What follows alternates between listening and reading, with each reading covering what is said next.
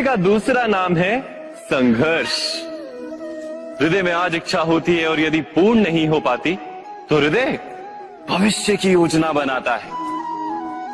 भविष्य में इच्छा पूर्ण होगी ऐसी कल्पना करता रहता है, किंतु जीवन ना तो भविष्य में है ना अतीत में।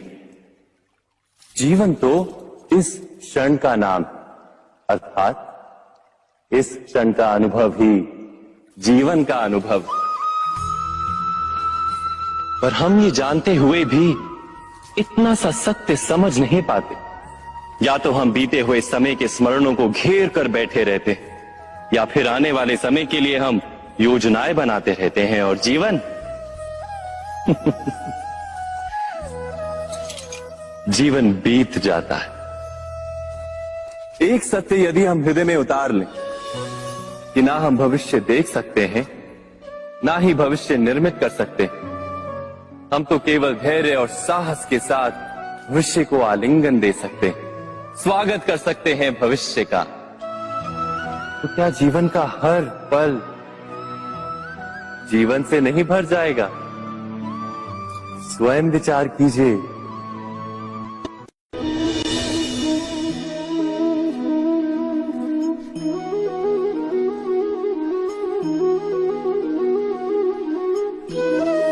ज्ञान प्राप्ति सदा ही समर्पण से होती है, ये हम सब जानते हैं। किंतु समर्पण का वास्तविक महत्व क्या है? क्या हमने कभी विचार किया? मनुष्य का मन सदा ही ज्ञान प्राप्ति में विभिन्न बाधाओं को उत्पन्न करता है। कभी किसी अन्य विद्यार्थी से ईर्ष्या हो जाती है, कभी पढ़ाए हुए पाठों पर संदेह जन्मता है, और कभी गुरु द्वारा दिया गया दंड मन को अहंकार से भर देता है।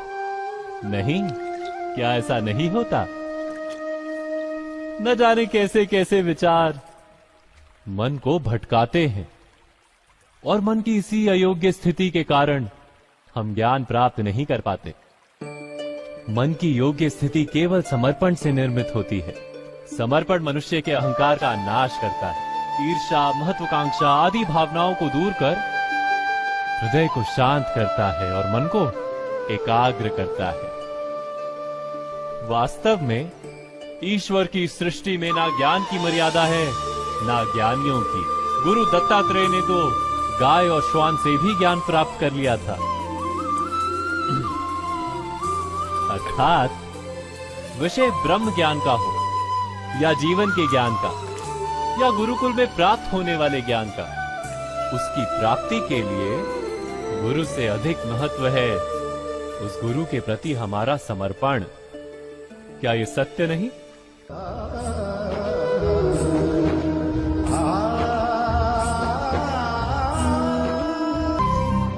प्रत्येक मनुष्य के जीवन में ऐसा क्षण अवश्य आता है जब सारे स्वप्न, सारी आशाएं, सारे दृश्य ध्वस्त हो जाते हैं। जीवन के सारे आयोजन ही बिखर जाते हैं।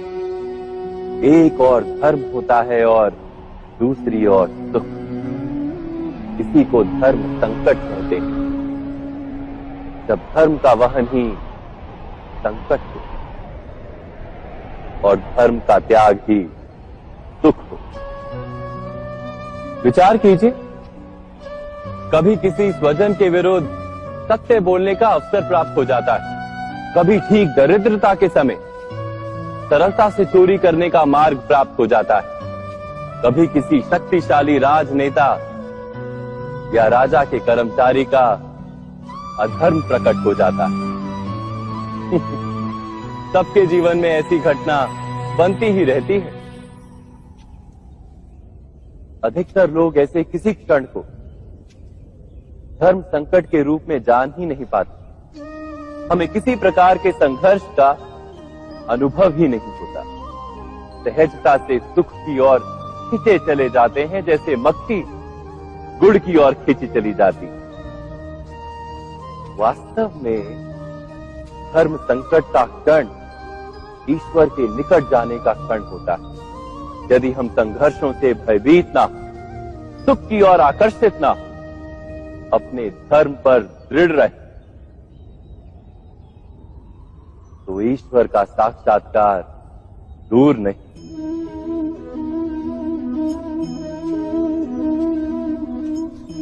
पवन से युद्ध करने वाला पत्ता यदि पेड़ से गिरता है तो भी आकाश की ओर उठता है। पवन से झुकने वाली घास वही भूमि पर रह जाती है। अर्थात धर्म संकट से यदि हम संकट को ही टाल दें तो सुख तो मिलता है, जीवन बढ़ता है, किंतु क्या चरित्र नहीं टूटता? क्या आत्मा दरिद्र नहीं हो जाती? क्या ईश्वर से अंतर नहीं हो जाता? स्वयं विचार कीजिए।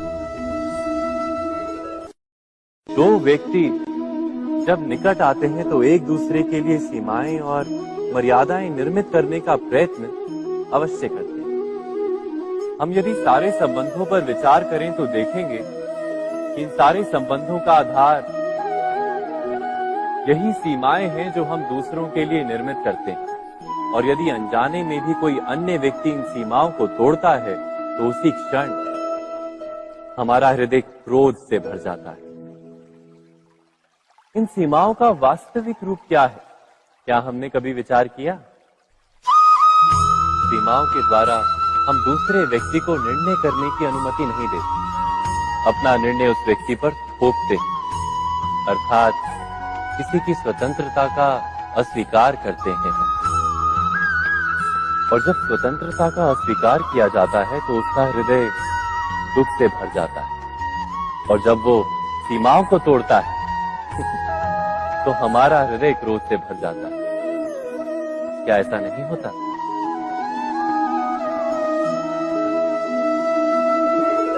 पर यदि एक दूसरे की स्वतंत्रता का सम्मान किया जाए तो किसी मर्यादाओं या सीमाओं की आवश्यकता ही नहीं होती। अर्थात जिस प्रकार स्वीकार किसी संबंध का देह है, क्या वैसे ही स्वतंत्रता किसी संबंध की आत्मा नहीं? स्वयं विचार कीजिए। सबके जीवन में ऐसा प्रसंग अवश्य आता है कि सत्य कहने का निश्चय होता है हृदय में, किंतु मुख से सत्य निकल नहीं पाता। कोई भय मन को घेर लेता है। किसी घटना अथवा प्रसंग के बारे में बात करना या फिर स्वयं से कोई भूल हो जाए उसके बारे में कुछ बोलना, क्या ये सत्य है? नहीं, ये तो केवल तथ्य है। अर्थात जैसा हुआ था वैसा केवल बोल देना सामान्य सी बात है। किंतु कभी कभी उस तथ्य को बोलते हुए भी भय लगता है। कदाचित किसी दूसरे की भावनाओं का विचार आता है मन, दूसरे को दुख होगा ये भय भी शब्दों को रोकता है। तो ये सत्य क्या है? क्या हमने कभी विचार किया है? जब भय रहते हुए भी कोई तथ्य बोलता है तो वो सत्य कहलाता है। वास्तव में सत्य कुछ और नहीं, केवल निर्भयता का दूसरा नाम है। और निर्भय होने का कोई समय नहीं होता, क्योंकि निर्भयता आत्मा का स्वभाव है। अर्थात क्या प्रत्येक क्षण सत्य बोलने का क्षण नहीं होता?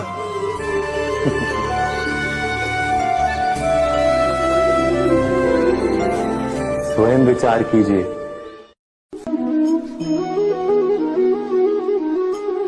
श्रेष्ठता का क्या अर्थ है? श्रेष्ठता का अर्थ है दूसरों से अधिक ज्ञान प्राप्त करना। अर्थात मूल्य इस बात का नहीं कि स्वयं कितना ज्ञान प्राप्त किया, मूल्य इस बात का है कि प्राप्त किया हुआ ज्ञान अन्य लोगों से कितना अधिक है।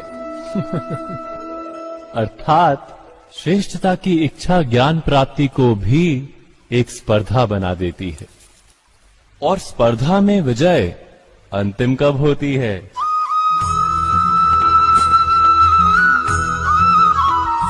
कुछ समय के लिए तो श्रेष्ठ बना जा सकता है, किंतु सदा के लिए कोई श्रेष्ठ नहीं रह पाता।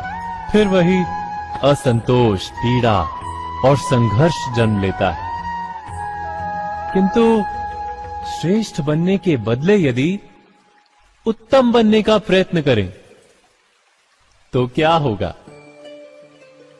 उत्तम का अर्थ है कि जितना प्राप्त करने योग्य है वो सब प्राप्त करना, किसी से अधिक पाने की इच्छा से नहीं, मात्र आत्मा की तृप्ति हेतु कुछ प्राप्त करना। उत्तम के मार्ग पर किसी अन्य से स्पर्धा नहीं होती, स्वयं अपने आप से स्पर्धा होती है।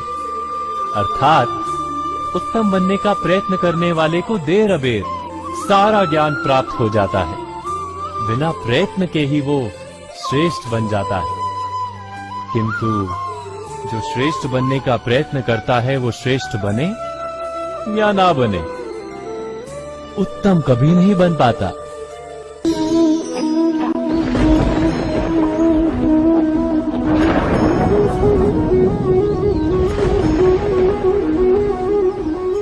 सपनों और पूर्वाभासों के आधार पर हम भविष्य के सुख दुख की कल्पना करते हैं।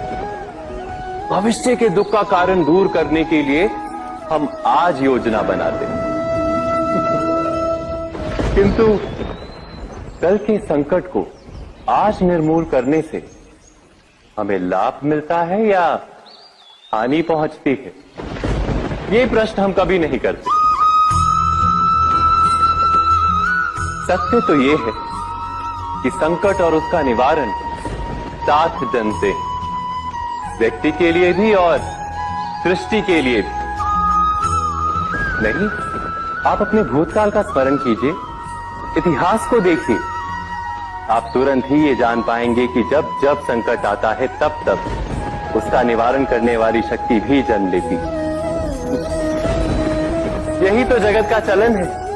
वस्तुतः संकट ही शक्ति के जन्म का कारण है। प्रत्येक व्यक्ति जब संकट से निकलता है तो एक पद आगे बढ़ा होता है, अधिक चमकता है, आत्मविश्वास से अधिक भरा होता है, न केवल अपने लिए अपितु विश्व के लिए भी।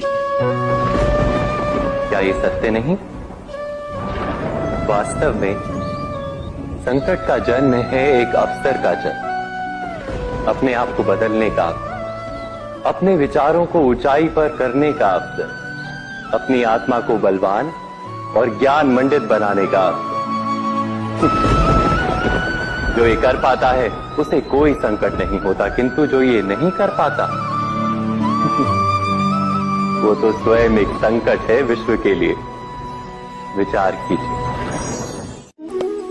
कभी कभी कोई घटना मनुष्य के जीवन की सारी योजनाओं को तोड़ देती और मनुष्य उस आघात को अपने जीवन का केंद्र मान लेता। पर क्या भविष्य मनुष्य की योजनाओं के आधार पर निर्मित होते हैं? नहीं। जिस प्रकार किसी ऊंचे पर्वत पर सर्वप्रथम चढ़ने वाला उस पर्वत की तलाई में बैठकर जो योजना बनाता है, क्या वही योजना उसे उस पर्वत की चोटी तक पहुंचाती है? नहीं। वास्तव में वो जैसे जैसे ऊपर चढ़ता है वैसे वैसे उसे नई नई चुनौतियां, नई नई विडंबनाएं, नए नए अवरोध मिलते हैं। प्रत्येक पद पर वो अपने अगले पद का निर्णय करता है। प्रत्येक पद पर उसे अपनी योजनाओं को बदलना पड़ता है, कहीं पुरानी योजना उसे खाई में ना ढकेल दे। वो पर्वत को अपने योग्य नहीं बना पाता, केवल स्वयं को पर्वत के योग्य बना सकता है। क्या जीवन के साथ भी ऐसा ही नहीं? जब मनुष्य जीवन में किसी एक चुनौती को, एक अवरोध को अपने जीवन का केंद्र मान लेता है, अपने जीवन की गति को ही रोक देता है, तो वो अपने जीवन में सफल नहीं बन पाता और ना ही सुख और शांति प्राप्त कर पाता। अर्थात जीवन को अपने योग्य बनाने के बदले स्वयं अपने को जीवन के योग्य बनाना ही सफलता और सुख का एकमात्र मार्ग नहीं। स्वयं विचार कीजिए।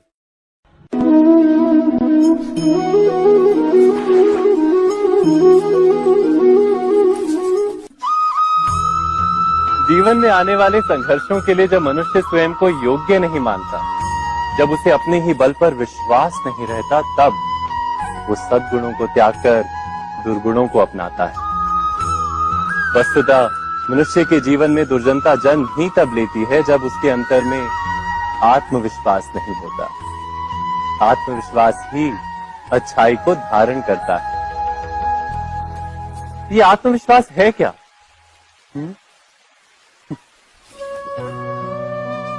जब मनुष्य ये मानता है कि जीवन का संघर्ष उसे दुर्बल बनाता है, तो उसे अपने ऊपर विश्वास नहीं रहता। वो संघर्ष के पार जाने के बदले संघर्ष से छूटने के उपाय ढूंढने लगता है। किंतु जब वो ये समझता है कि ये संघर्ष उसे अधिक शक्तिशाली बनाते हैं, ठीक जैसे व्यायाम करने से देह की शक्ति बढ़ती, तो प्रत्येक संघर्ष के साथ उसका उत्साह बढ़ता है। अर्थात आत्मविश्वास और कुछ भी नहीं, मन की स्थिति, जीवन को देखने का दृष्टिकोण मात्र है। और जीवन का दृष्टिकोण तो मनुष्य के अपने वश में होता है। स्वयं विचार कीजिए।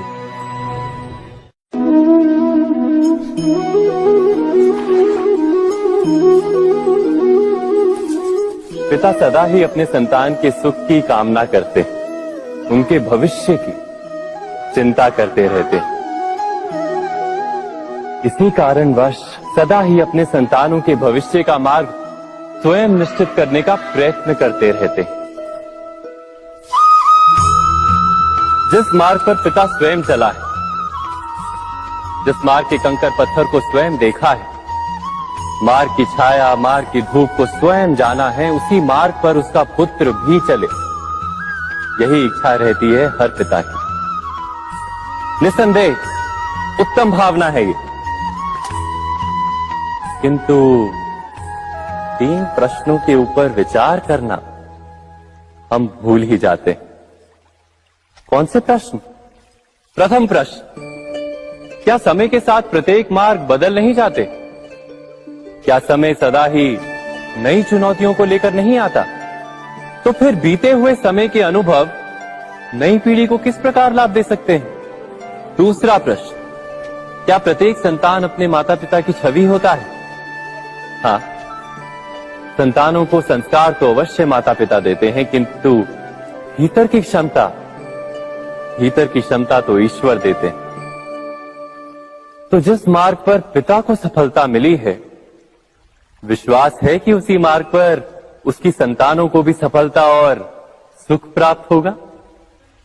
तीसरा प्रश्न, क्या जीवन के संघर्ष और चुनौतियां लाभकारी नहीं होती? क्या प्रत्येक नया प्रश्न एक नए उत्तर का द्वार नहीं खोलता? तो फिर संतानों को नए नए प्रश्नों, संघर्षों और चुनौतियों से दूर रखना, ये उनके लिए लाभ करना कहलाएगा या हानि पहुंचाना? अर्थात जिस प्रकार संतान के भविष्य का निर्माण करने के बदले